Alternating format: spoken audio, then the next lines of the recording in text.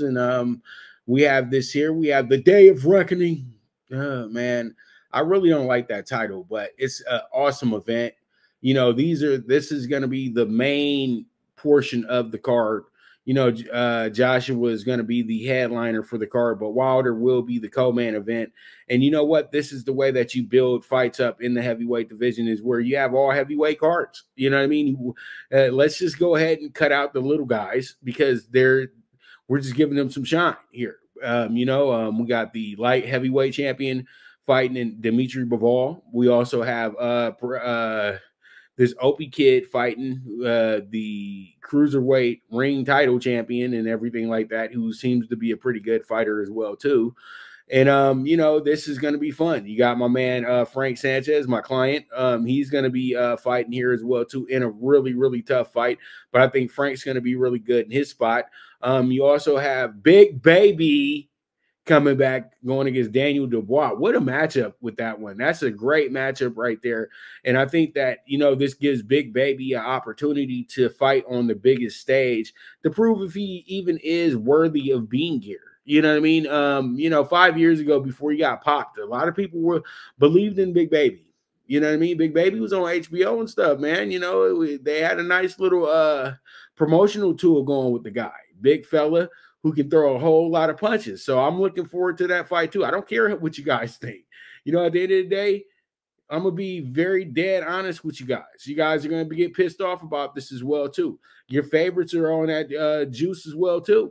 You know what I mean? At the end of the day, it's just you got to have good doctors and good people behind you that make sure that things go smoothly at the end of the day. Y'all got to understand how this business really works, dude. And to be at the top, you're not going to have some natural regimen that gets you there.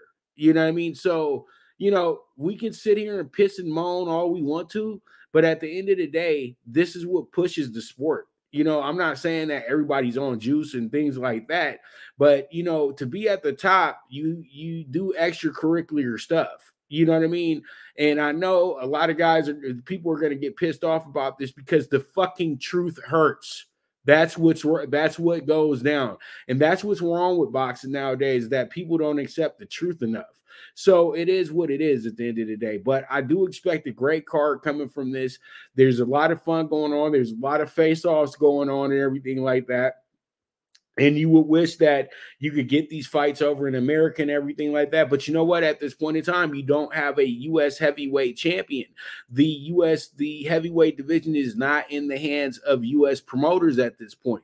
So you kind of got to deal with this kind of, meat market of a card, where you put all these guys together to see, who's worthy enough to really get a title shot, or who's worthy enough to really be able to be called the face of the heavyweight division.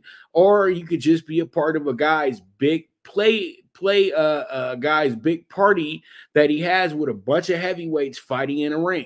So it is what it is. It's a great idea. It's a great card, but we know that this is just a rich man's event. You know what I mean? And that's all it is. This is almost like a boxing exhibition, because there's no titles on the line in this situation as well too.